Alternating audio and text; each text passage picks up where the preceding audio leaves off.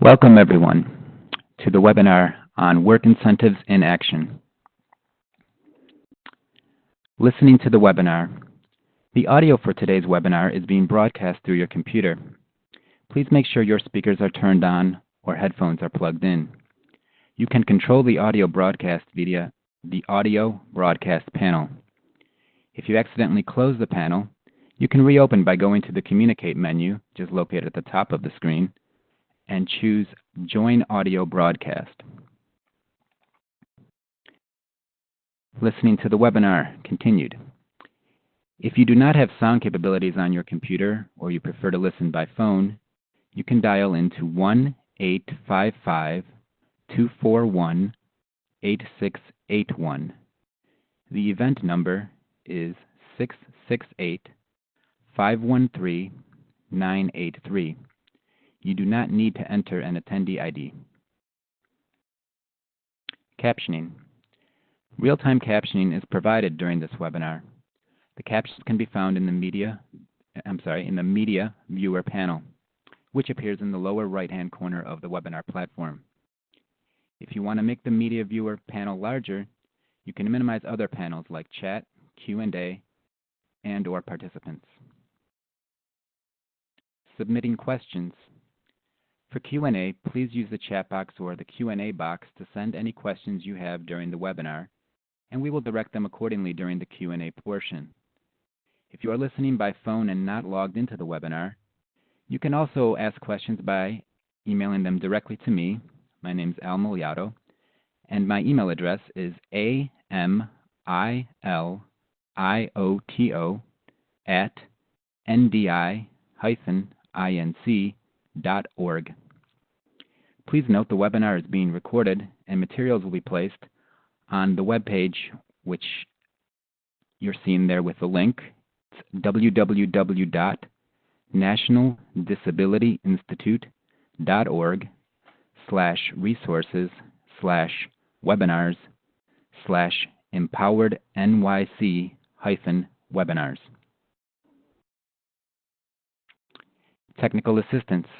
If you experience any technical difficulties during the webinar, please use the chat box to send me a message, again, Al Miliato, or you can email me at amilioto@ndi-inc.org. And with that, we'll kick off the webinar with an introduction from Nancy Buteau.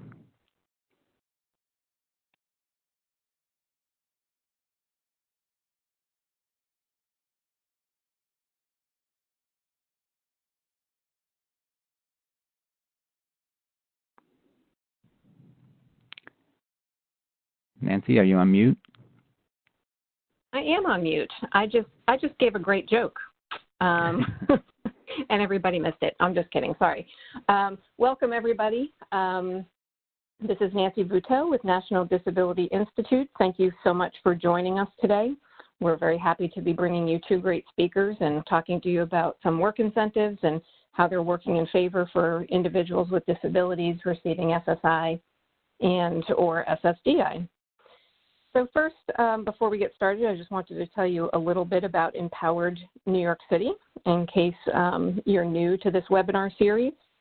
Empowered NYC is an initiative that has created new strategies and tools to enable New Yorkers with disabilities to improve their financial stability. The initiative is advancing financial capability by offering tailored one-on-one financial counseling for people with disabilities, enhanced with new expertise, outreach, and tools. So the counselors have gone through a significant amount of training in benefits planning so that they have that added expertise. And then what we're also doing is providing these monthly webinar trainings for service providers and other entities who are interested in learning more about the project. We have several partners that we work with on this initiative. First is the City of New York, led by the New York City Department of Consumer Affairs, Office of Financial Empowerment, and the New York City Mayor's Office for People with Disabilities, as well as us, National Disability Institute, City Community Development, POSIS Family Foundation, and we also have an advisory board of municipal offices, disability service providers, and financial empowerment service providers. And for those of you who have been on our webinars from the beginning, we used to have all of those folks come on and welcome you as well and give a little introduction about their agencies. We don't do that anymore. However, if you go onto our website, when you get this PowerPoint, or for those of you who pre-registered and had it sent out to you, we have about 9 slides at the end of the presentation that give you more information on Department of Consumer Affairs, on the Mayor's Office, on City Community Development. So you can always look at those slides and find more information about them later. So referrals, I love to say that we are open for business. So please refer individuals to one of our financial counselors. Again, they specialize in one-on-one financial counseling. The services are free and always confidential. Counselors can help the person access their credit score, and the counselors have a deeper knowledge of disability benefits, so that individuals who are on either SSI, Supplemental Security Income, or SSDI, Social Security Disability Insurance, the counselors have knowledge of those Social Security Administration benefits as they're providing financial counseling. So we're very happy to be able to offer that service. So sessions will be available in all 5 boroughs of New York City, and later on in the presentation, I'll give you an update on where the sites are currently available. In the meantime, though, if you go to nyc.gov/empowered-NYC, that is the portal that takes you to where you can sign up for a session. So you can walk your clients through doing that, or just give them the website so they can do it themselves, and then they will be able to pick their location and then their day based on the location and time. So please be sure to do that. We're very excited, and I think we've worked with a little over 200 people so far. So we have some great speakers with us today. And what we want to do is, our objectives are to make sure that you understand the Social Security Administration work incentives that can support individuals with disabilities who want to work, to learn how work incentives benefit individuals on both SSI and SSDI, recognize when a work incentive may be utilized, know how to request work incentives, and then we're going to learn about some specific real-life situations where work incentives have been utilized by our 2 presenters.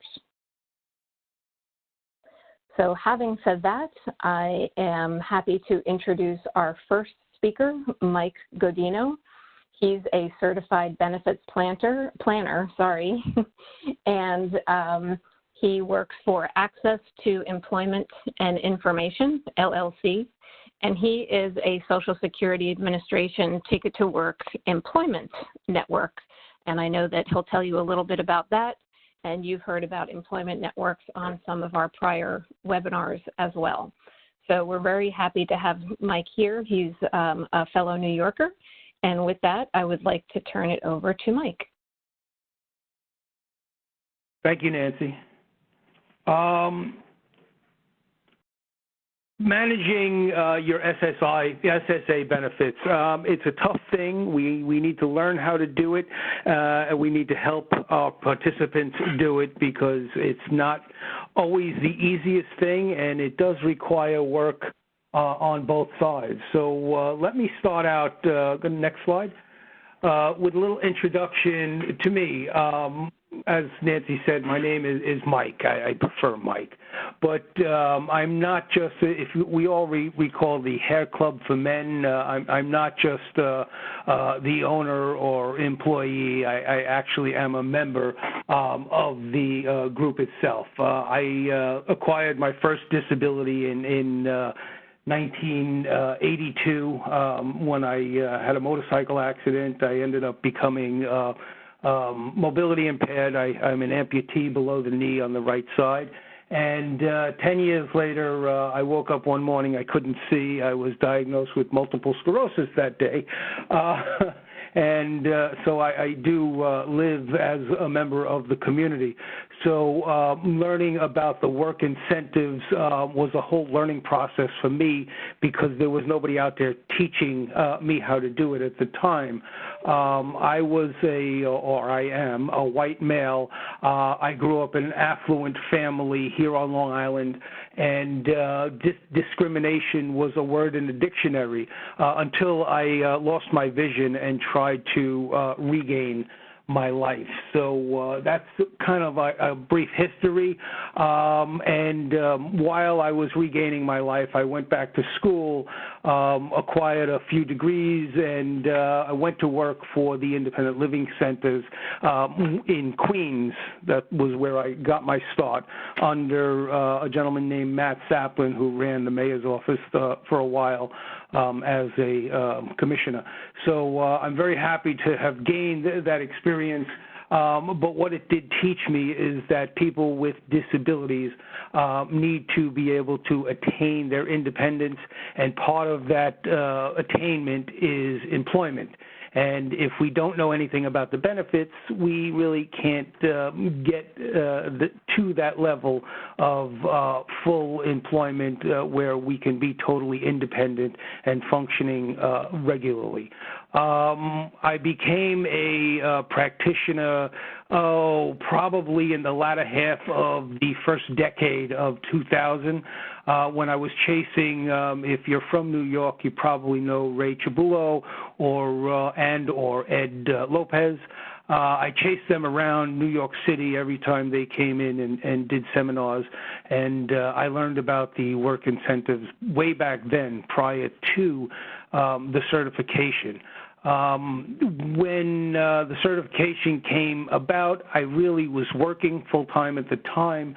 I didn't need to have the certification because I was kind of practicing within an independent living center, and I was recognized as somebody who understood work incentives.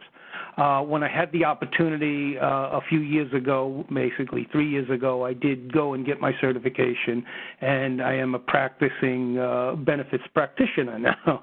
So I do enjoy that title. I'm currently, as Nancy said, managing an employment network over the last year and a half, and it's doing quite well. The referrals come in from Social Security mainly, and or people find me because I'm listed on the Social Security website, and they do call me up, and we need to work through the process. If we go to the next slide, I was asked today to discuss some of the work incentives that I've been able to implement with some of my participants. The work incentives that we do plan to discuss today are the impairment-related work expenses, the student earned income exclusion, the blind work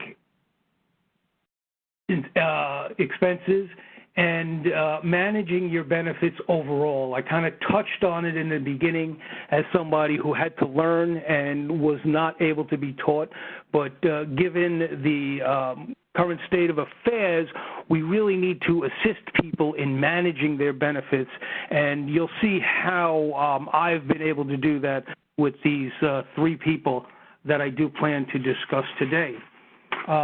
If we go to the next slide, we'll start out with the first scenario. This woman, we'll call her Mary.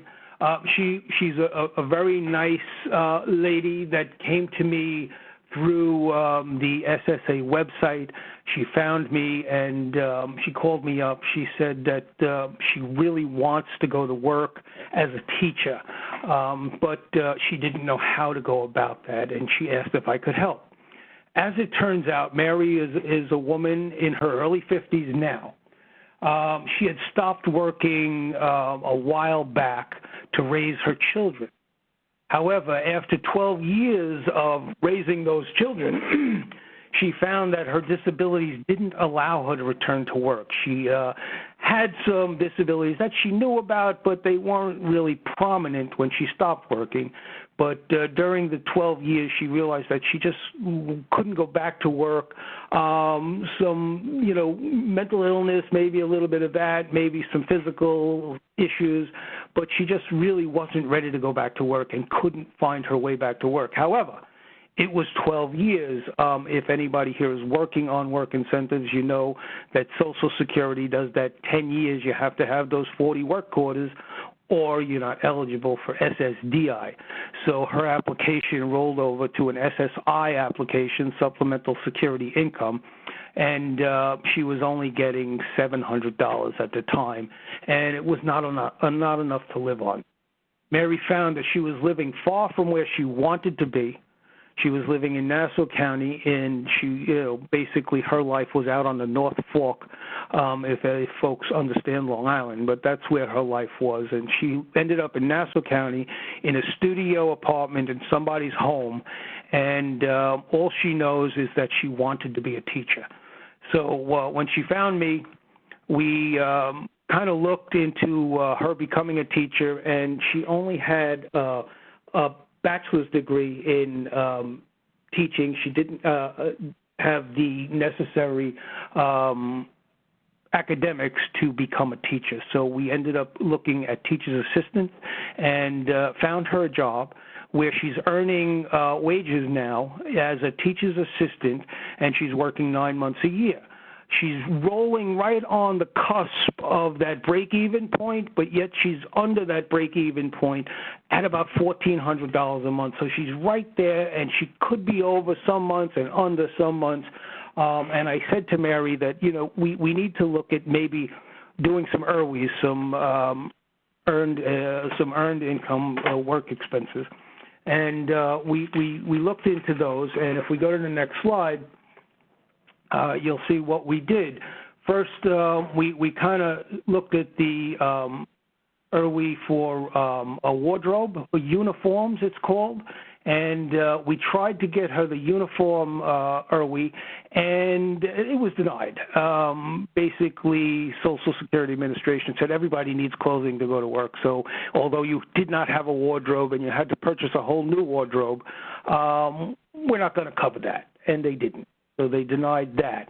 And as I said, Mary is very timid, and she didn't want to fight them on that. And we also looked at driving expenses. Mary doesn't use public transportation, never has, wouldn't understand the first thing about using public transportation, so she has to maintain a vehicle to get back and forth to work. We looked at maybe getting her some driving transit expenses on an ERWI, because it is an out-of-pocket expense. And we did take her through that, and that was, also denied based on the fact that Social Security Administration said everybody needs to get to and from work, so we're not going to give you that. The third out-of-pocket expense we looked at was her talk therapy. As I said, Mary has some emotional issues that she deals with, and she doesn't want to use any type of professional payments because she really doesn't want to have it show up in her record. It does. Not that it's not trackable now to some extent if somebody wanted to track it, but it doesn't show up in her employment records, and it doesn't show up anywhere else because she pays it out of pocket. And she would rather keep it that way because that's who she is.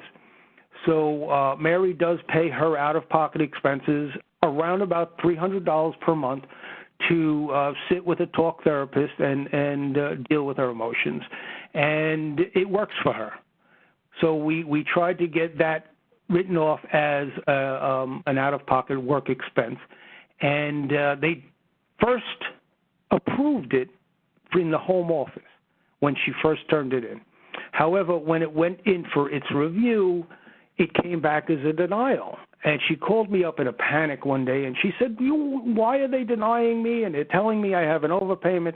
I said, it's not a big deal. Let's go through the process of putting together a reconsideration. So we had to put together a reconsideration, and she went down and filed it along with a letter from her therapist saying how this therapy assists her in dealing with her life activities and enables her to function on a daily basis so that she can get up every day and go to work and function on her job as a teacher's assistant. And it was then approved. But we had to fight that one. So there is how we keep her under that break-even point, because she does have this $300 IRWI that shows up each month, and so she's although riding the cusp, she's able to keep her SSI while she's working. Mary is busy looking for an apartment, and we're working on other stuff such as housing issues and all of that other good stuff.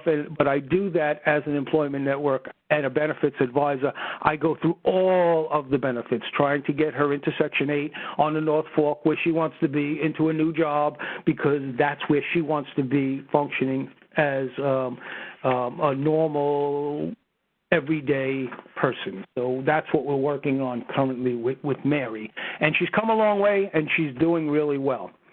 I'm very happy that everything has worked out with her IRWI.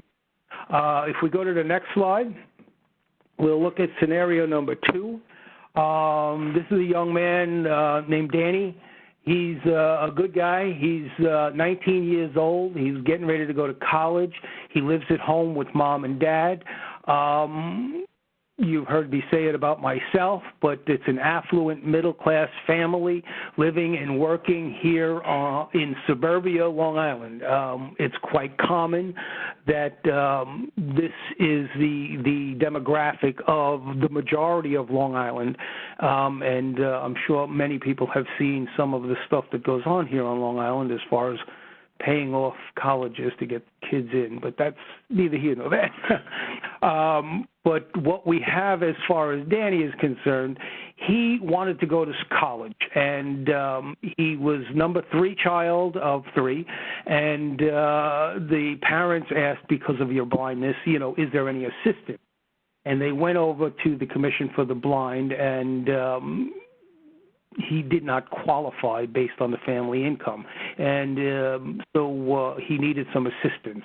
So we looked at IRWIs, BWIs, and student earned income. If we go to the next slide, it's kind of a little bit out of order. As I said, Danny went over to the Commission for the Blind. He registered for services to go to school. He was only looking for tuition. He really wasn't looking for a whole lot. But the Commission for the Blind here in New York State basically said that we're going to have to deny you based on the family income, because the state services now look at the overall income of the family unless the person is independent. So Danny was referred to us through the Commission for the Blind to see if we could help him. Affluent middle-class family versus SSI, supplemental security income, is usually a tough thing. The folks here on Long Island don't want to be classified as somebody who's receiving government subsidies. We're not them, only because that's the way the folks here on Long Island think. And so we had to have a conversation, and I'm very happy to say Danny is very well supported by his family. So he has a great support system, and we met with mom and dad and Danny, but we convinced them that Danny had to claim his independence, make a Social Security application to see if we could get him on to Social Security, which would make him immediately eligible for commission services so that he could get his tuition paid, which was a good thing, and that's basically what the parents were looking for at the time, only to assist in the tuition. As it turns out, we managed to get the application in. Danny was approved for SSI as an independent person, living at home, paying rent to mom and dad, not just living at home under mom and dad's roof. But because he was now an SSI recipient, he might as well begin building his own wealth and assets for his future. So we took Danny through a couple of different things. We looked at blind work expenses because Danny is blind, and then we looked at the IRWEs, which the blind work expenses are, if folks don't know, are usually much better for someone who is on SSI if they are legally blind, because the BWEs will roll over after they're deducted after you do that 1/2 separation. So before you do, it comes after you divide by 2, then you subtract the BWEs. The IRWEs, if folks understand the algorithm, happen prior to the division by 1/2. So you subtract the IRWE and then you divide by 2. So it becomes half the amount. So it really works much better if you can get in on the blind work expenses rather than the earned income work expenses. So we also looked at the student earned income exclusion for Danny. As it turns out, the student earned income exclusion is subtracted up top, and Danny was able to subtract his income up top. And if we looked at removing the income, he's not earning a whole lot. So basically, but he's working, and that's a good thing.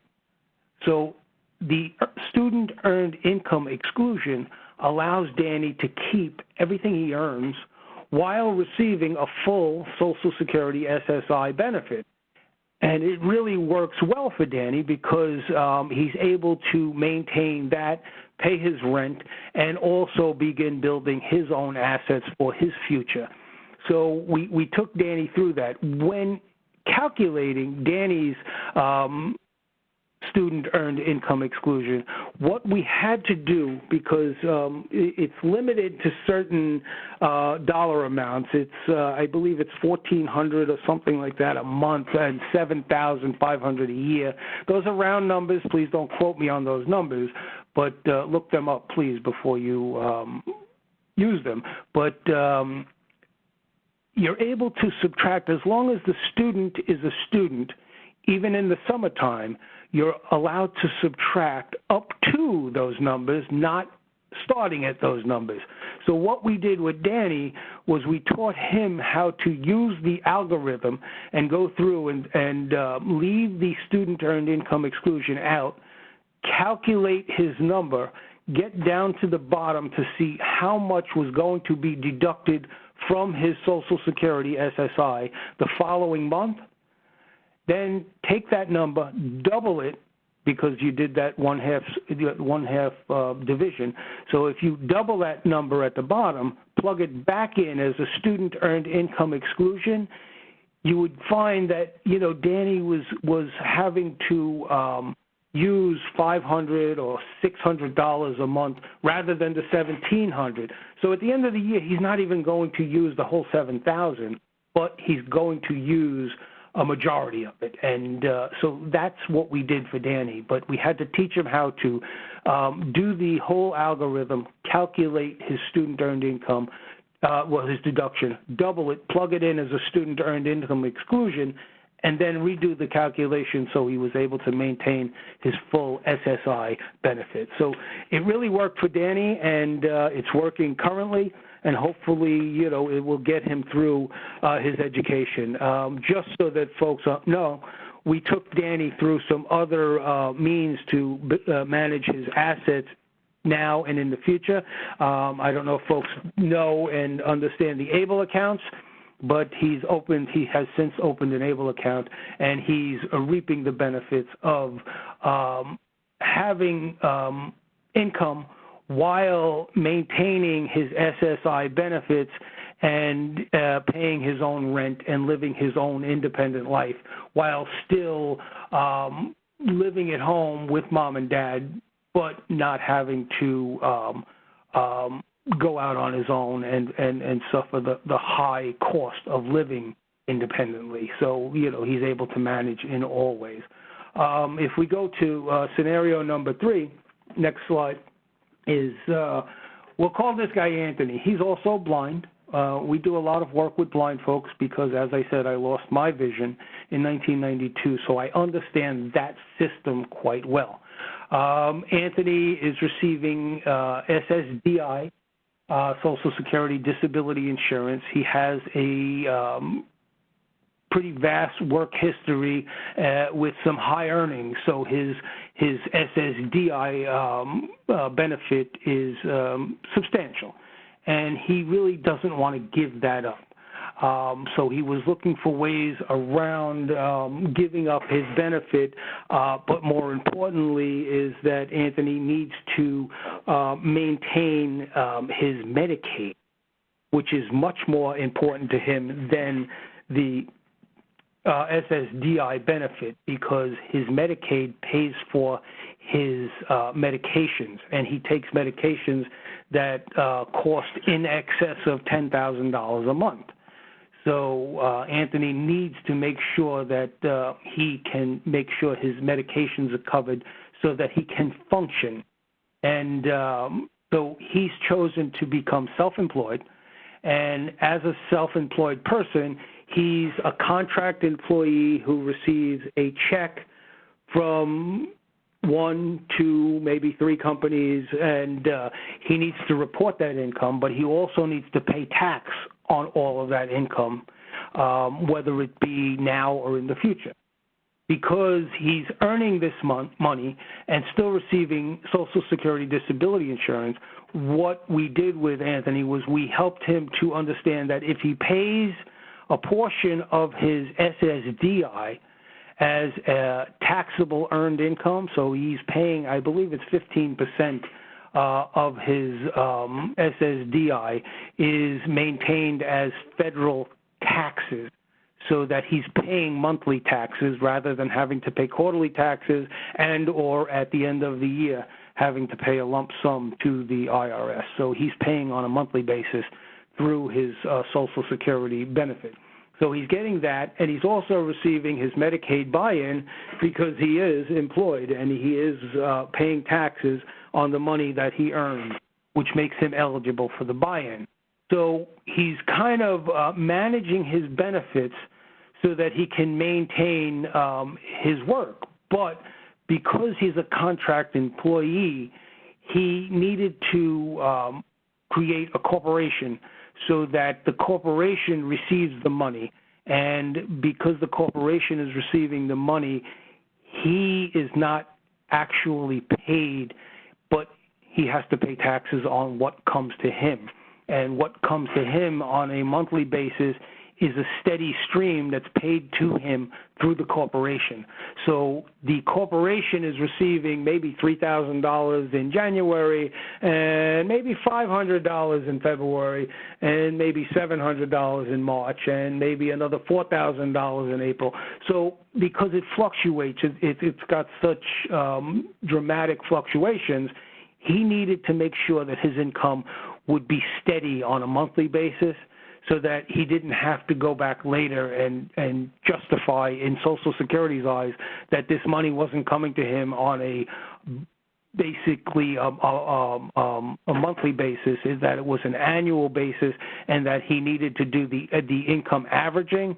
He didn't have to do that because now the corporation pays him under his $1880 a month, and he is able to maintain a full working benefit while also receiving a full working income from both sides, the Social Security disability and maintaining his Medicaid buy-in and also his income from work. So he's managing his revenue so that he stays under all his limits while still not jeopardizing any of his benefits. So it's really working out for him, and I'm hoping that, any of these folks that I've been working with are able to explain how their benefits are working and why they're working to themselves and others, But also, if you guys have any questions, I mean, you can always contact me or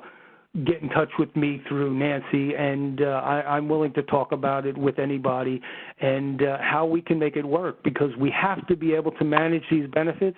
Otherwise, we fall off the cliff and end up only in a vicious cycle of maintaining the benefits and becoming collectors of Social Security for the rest of our lives, and there's no reason why anybody should have to do that.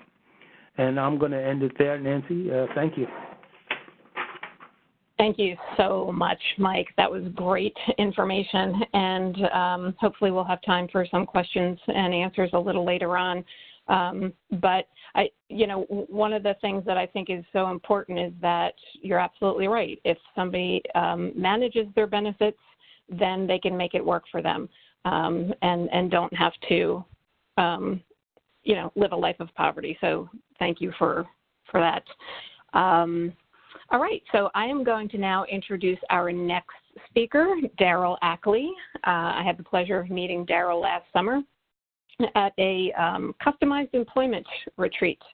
He is the president and executive director of Ackley Counseling and Employment Services. He is joining us from Oregon, so he's about 3 hours ahead of us, so we appreciate you starting your morning off with us, Daryl. And with that, I would like to turn it over to you.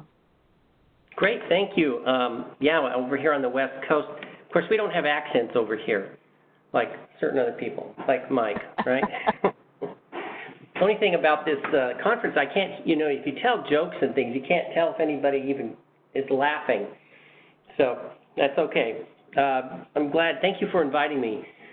So just a little bit about my background, and that is that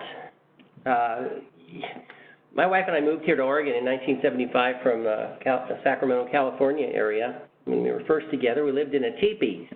So, we're old hipsters, and had our kids, and we live up in the mountains. But I started out working for the state of Oregon as a clerical assistant for the welfare department. And then I worked my way through being food stamp certifier and adult assistance case manager, and eventually I ended up in the employment programs, where I remember my first day I was forced to actually, you will do 100 cold calls a week, which I was not very happy about, but once I started doing that, I loved employment, and I never planned a career in that direction, but that's how I ended up. After 12 years with welfare, I was hired as a vocational rehabilitation counselor for the Oregon Commission for the Blind, and I worked there for 22 years, serving 6 rural counties in southern Oregon. I was lucky because when I started in 1986, I was able to connect with the folks from the University of Oregon in the STP program. It was right when supported employment was starting. And so I was amazed by the light going on for me in terms of the capabilities of people experiencing disability, and especially experiencing blindness along with intellectual and developmental disabilities and other disabilities.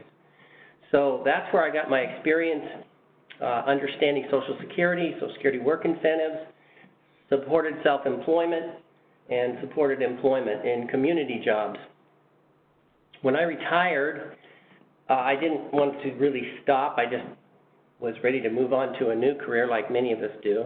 And so I became an independent job developer, contracting with Commission for the Blind and with vocational rehabilitation in Oregon and in several counties, and enjoyed doing that. But eventually I was talked into starting a licensed provider agency through Oregon Department of Developmental Services, and becoming really focusing just on employment and vocational services in community jobs. And we don't do anything like group employment, or certainly not sheltered workshops or anything like that. We just help people get jobs in the community, individual jobs on the payroll of the employers. And that's been very rewarding. So I actually was an employment network for a brief period of time, but I had an email come from the Ticks to Work, the Social Security Administration, that went into my junk mail, and I never saw it. And the next thing I found out was that I had a email saying, "You're not an employment network anymore."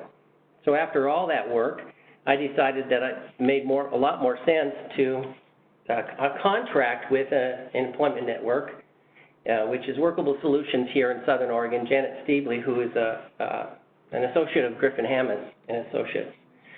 So we worked together to start using these Social Security and PASS resources. And for a small provider agency like myself with 5 employees, accessing employment resources through Social Security is a real critical part of our budget, and it also is very important to the folks we serve. So, next slide. And I'm really going to talk, and I guess we'll go on to, we're just going to go into a couple of examples here. I've used all of these incentives, including blind work expenses and helping people access IRWIs. We work with a couple people on developed subsidies so that they won't lose their Social Security disability insurance when they're working. And pretty much, if there's a resource there, we have helped people access those. So I'm going to talk about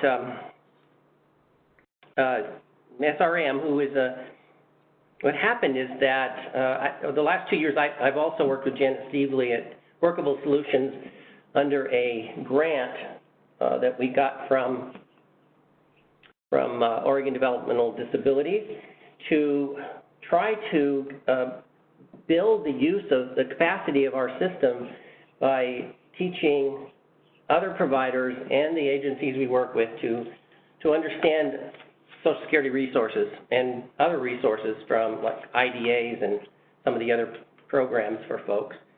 And so we've been doing that for the last year and a half. As a result, I built relationships, and more in-depth relationships and network through our employment first team of provider agencies and other government agencies. And I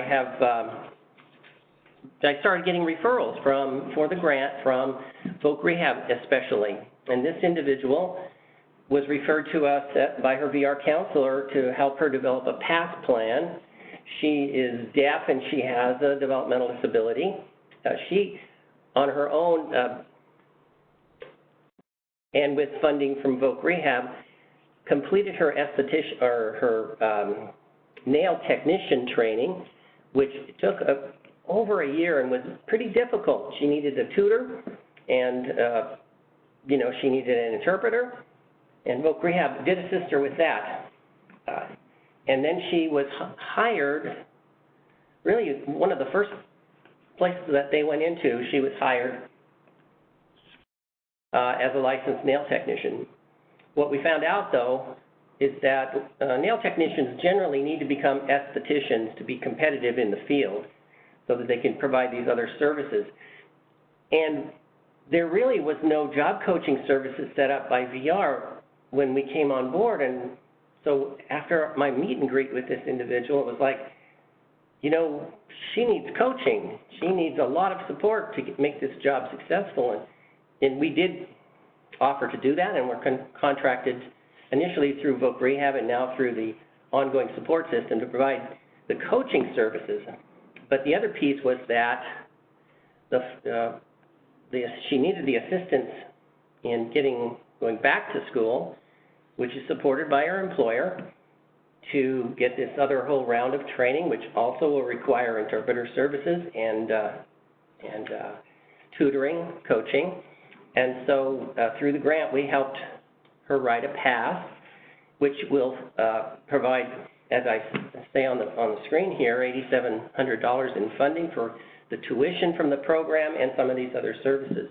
We're also working separately with her to develop, I think we're close to having it approved, an IDA, an individual development account, where through Oregon she can match her savings 3-to-1 at the end of a period of time, and use that also for additional funding pieces.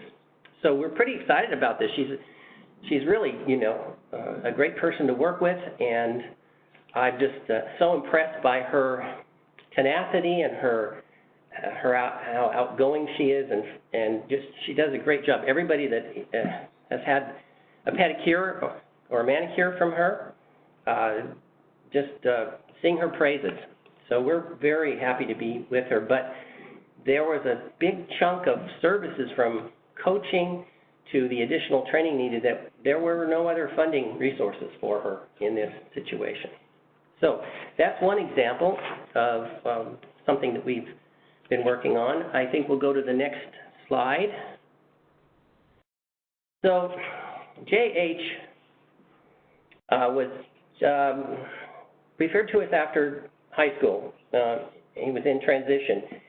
And we did what is called Discovery in Oregon, which is basically a career exploration 90-day period funded by the Developmental Disability Services.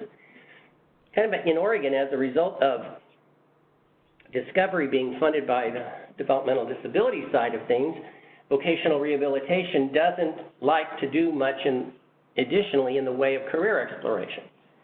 And J.H. was a good example of somebody who, even after Discovery, could not really come up with a clue of what he might be interested in doing for work, except that he loves computers, and he loves doing these YouTube videos where he is trying to teach other people how to go through video gaming and achieve certain levels. And apparently he's pretty good at it.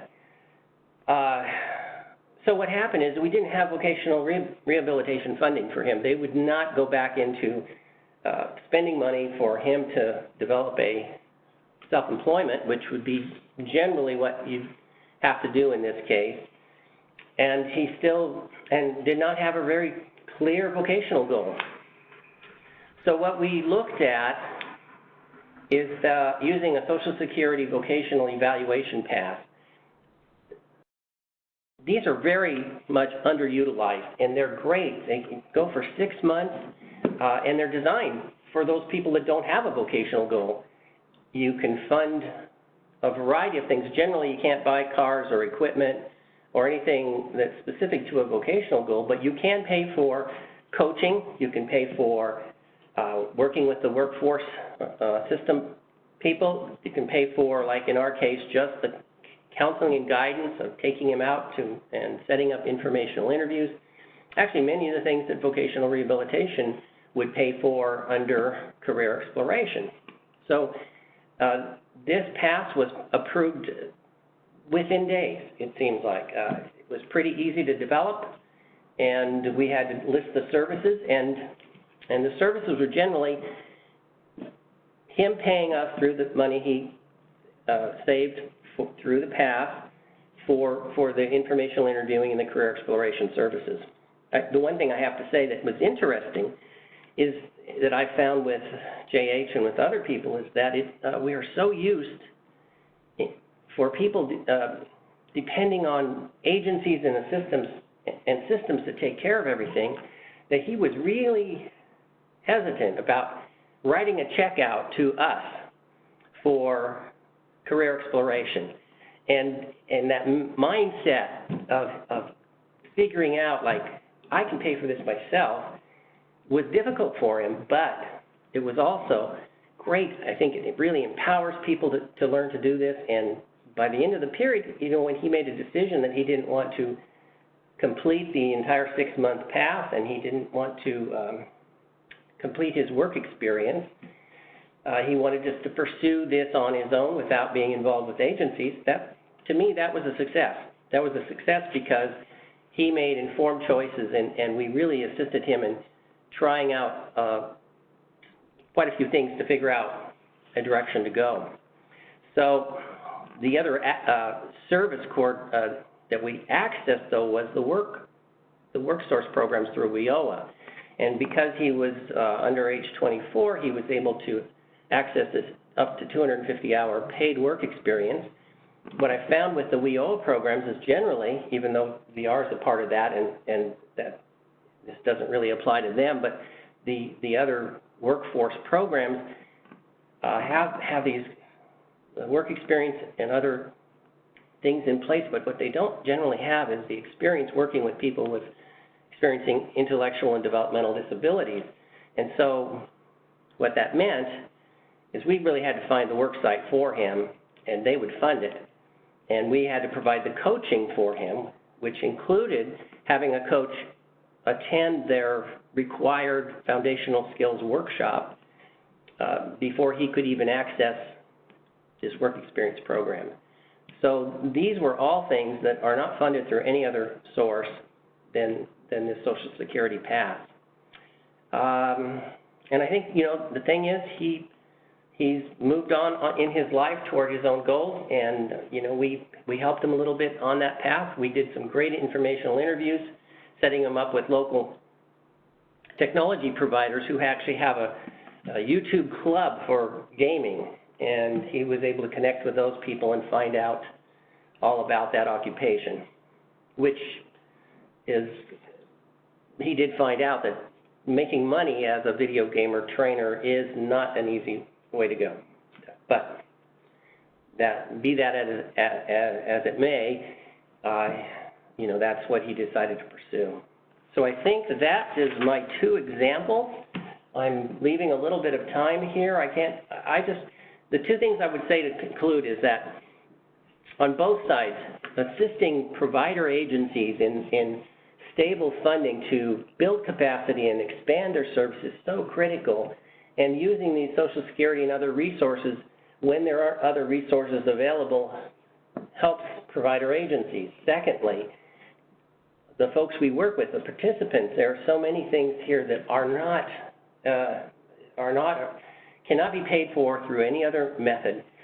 And I believe that accessing the Social Security resources both empowers people, helps them become more independent and live their own lives without as much dependency, and helps them achieve goals that they couldn't otherwise. So I'm very happy that I didn't retire, and now I have a provider agency, and it's fun. So thank you. Thank you, Daryl. We're happy you didn't retire too. Yeah.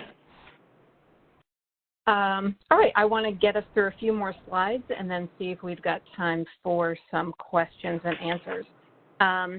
So action items.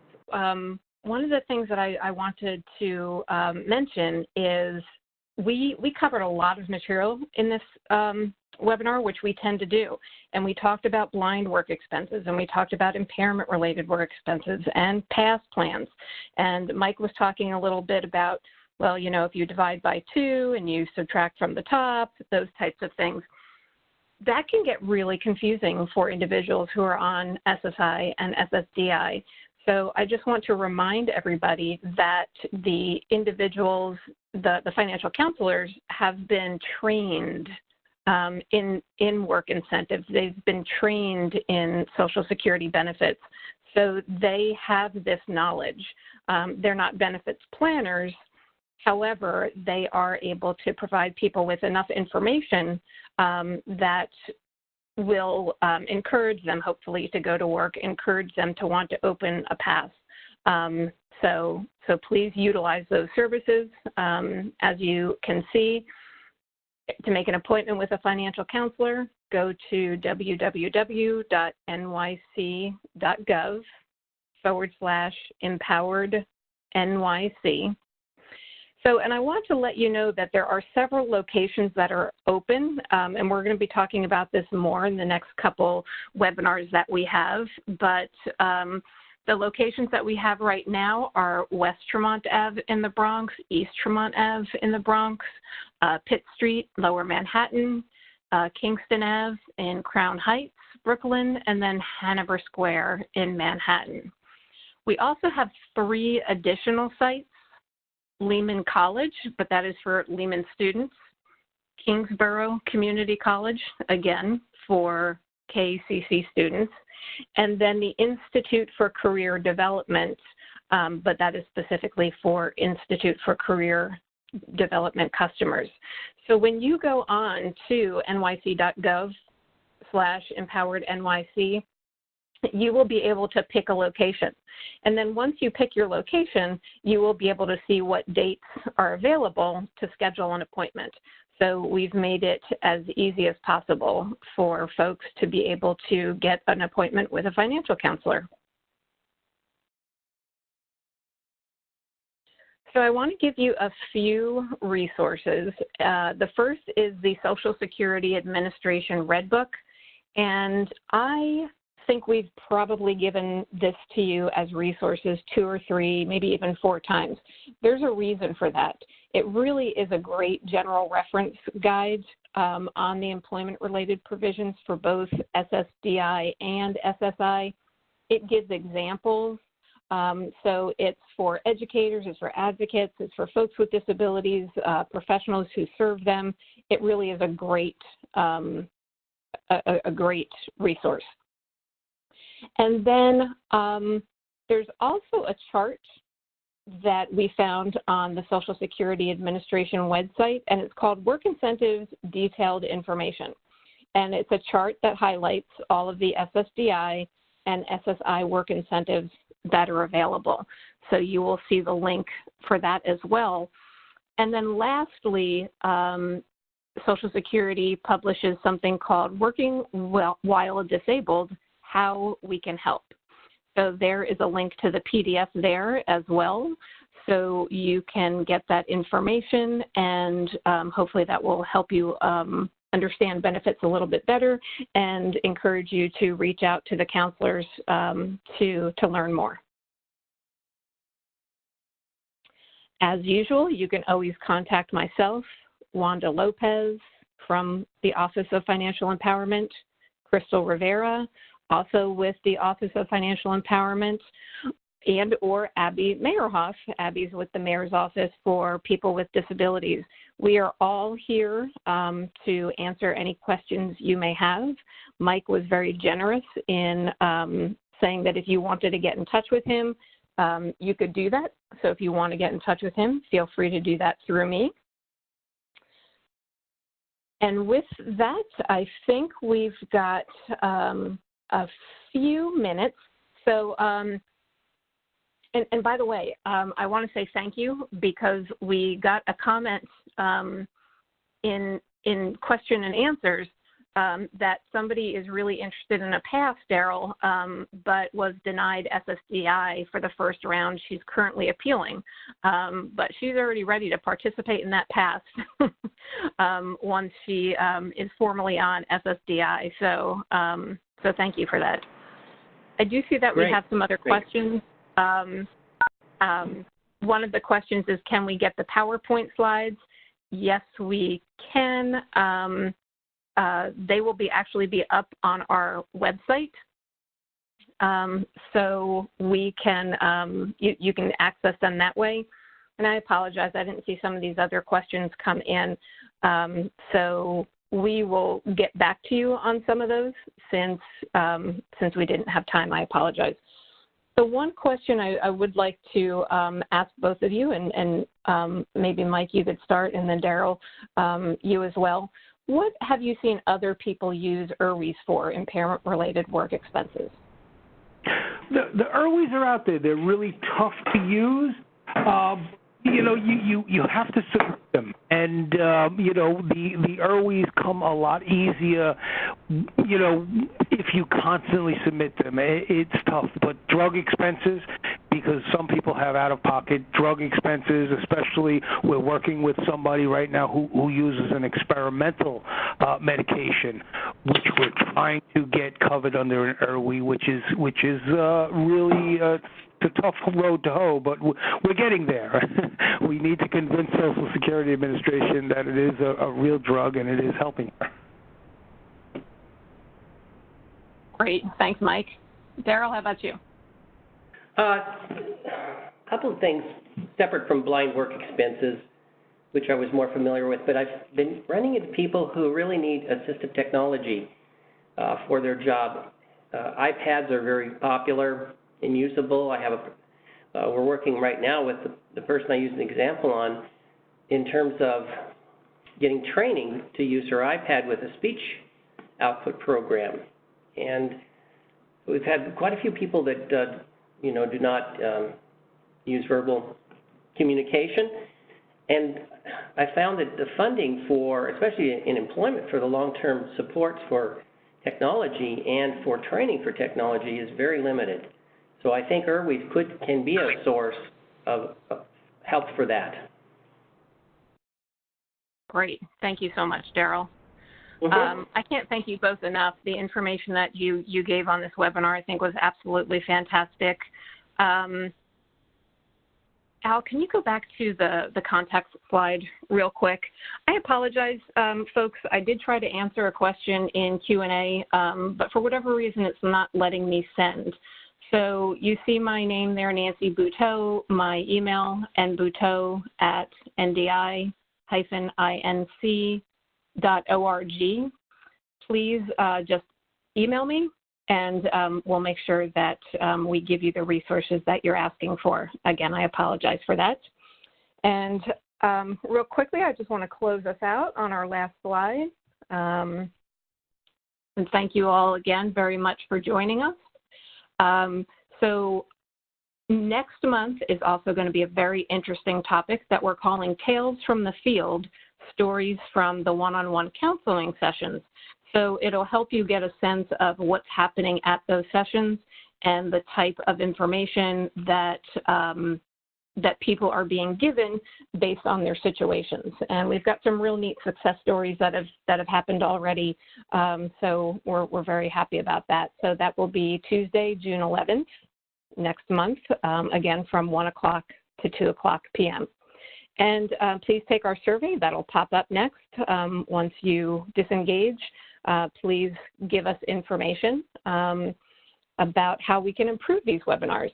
And with that, again, I want to thank Mike and Daryl. You guys were fantastic, and we appreciate your time. And to everybody out there, thanks for participating, and we'll talk to you next month. Bye-bye.